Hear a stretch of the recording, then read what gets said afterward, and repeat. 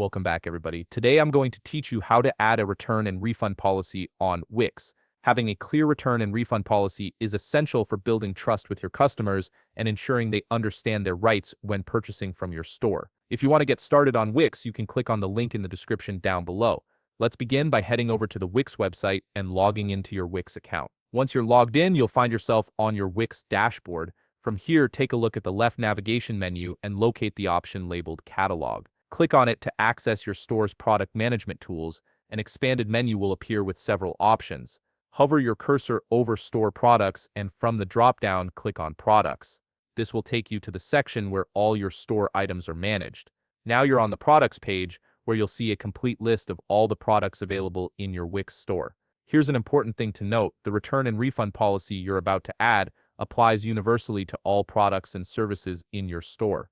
So you only need to set it up once and it will automatically cover everything. Go ahead and select any product from the list to proceed. It doesn't matter which one you choose since the policy will be the same across the board. Once you've clicked on a product, you'll be taken to the product information page.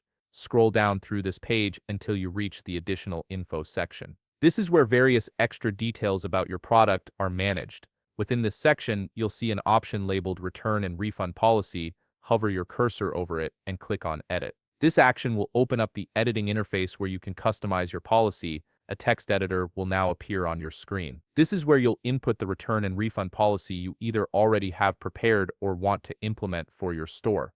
Take your time here to clearly outline your terms, things like the return window, conditions for returns, how refunds are processed, and any exceptions. Once you've finished customizing your policy and you're satisfied with the wording, click on Save. Remember, you only need to add one return and refund policy because, as mentioned earlier, it applies to all products and services in your store.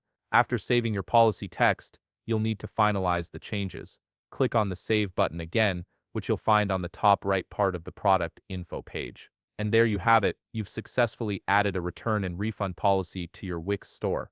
Your customers will now have clear information about their options when making purchases. If you found this video helpful, please leave a like, subscribe, and see you in the next video.